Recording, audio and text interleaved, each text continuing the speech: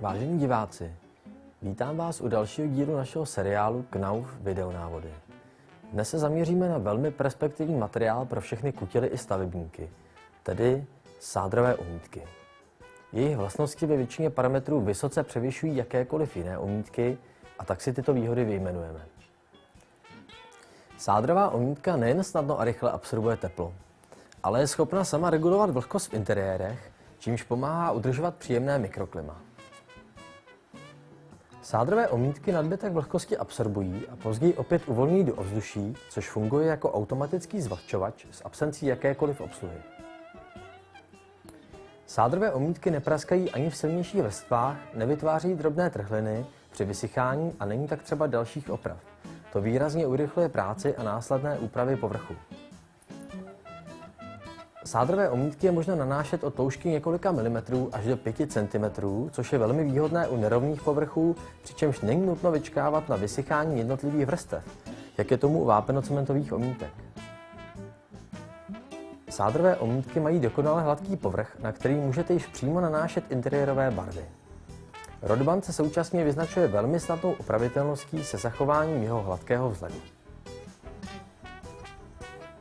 A nakonec, sádrové omítky jsou velmi pevné a tvrdé, mají nižší stupeň poškoditelnosti a jejich ekologické vlastnosti podtrhuje jejich pH, které je v souladu s lidskou pokožkou, tedy 5,5.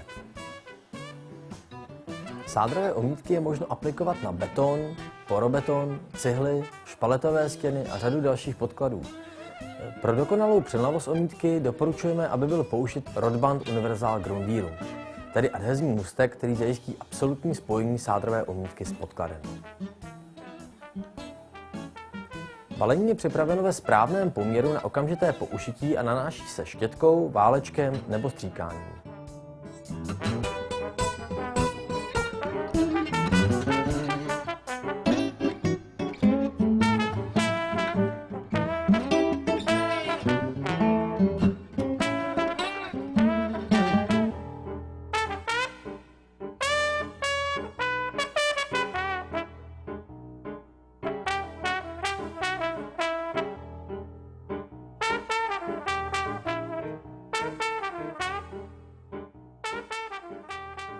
V případě savého podkladu, jako je například cihelná stěna, doporučujeme ředit směs 1:1 s vodou pro zdokonalení jejich vlastností. Adhezní můstek se nechá zaschnout cirka 8 hodin a poté je možno přistoupit k vlastnímu nanesení sádrové omítky.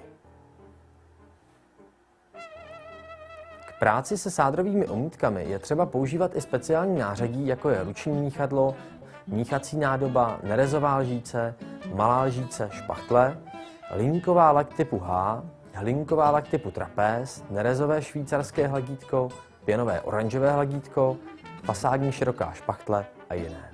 Omítku rozmíchejte v předepsaném množství vody uvedeném na obalu, přičemž dodržujte zásadní pravidlo. Vždy přidávejte sádru do vody, nikdy naopak.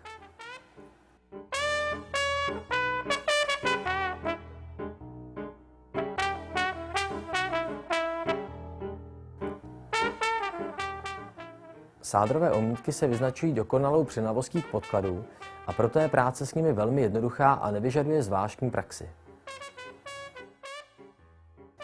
Pro své vlastnosti je to materiál ideální nejen do novostaveb, ale je vhodný například i při výměně oken. Hrany, římsy a rohy je možno zpevnit a vystužit pomocí rohových omítkových profilů a ukončovacích apulišt. V případě zjištění trhlin v podkladu nebo při přechodu různorodých materiálů použijte výstužnou omítkovou armovací tkaninu, kterou vmáčknete do omítky a překryjete druhou vrstvou čerstvé omítky. Zamezíte tak prokreslení trhlin do omítky. Větší nerovnosti se vyplní omítkou jako první a poté je možno nanášet celoplošně vrstvu této sádrové omítky. Náš profesionál již ukázal základní činnosti majiteli nemovitosti a tak není problém zapojit další členy rodiny.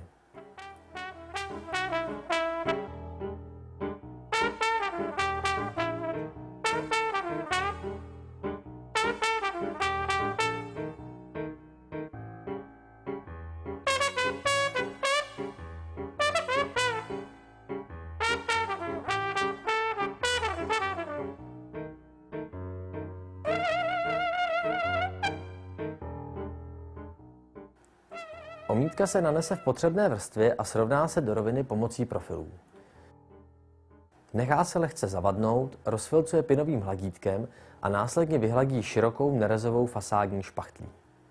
Sádrové omítky se vyznačují velmi příjemným a hladkým povrchem, ale pro absolutní dokonalost povrchu použijte Rodband Finish, který je určen k ještě dokonalejšímu vyhlazení omítky nebo k renovaci starých pevných omítek.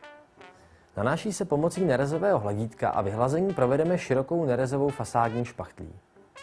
Po vyschnutí můžeme povrch ještě lehce přebrousit brusnou mřížkou hrubosti 150. V úvodu jsem zdůrazňoval lehkou opravitelnost sádrových omítek a tak je na čase tuto vlastnost názorně předvést. Rána kladivem, díra po moždince, uražený roh.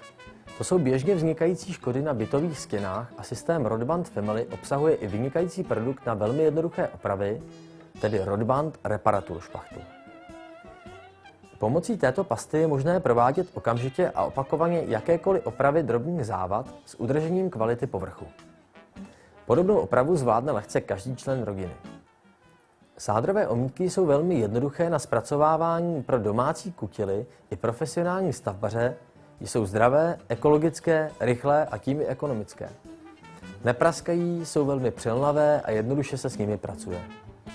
Výhodou sádrových omítek je téměř okamžitá možnost aplikace interiérové malby. Plně doufám, že vás tato ukázka inspirovala a již brzy se stanete spokojenými uživateli tohoto moderního systému sádrových omítek Rodband Family.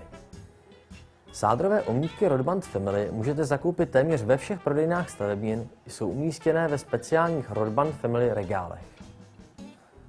Tak příště zase na viděnou u dalších dílů videonávodů firmy Knauf.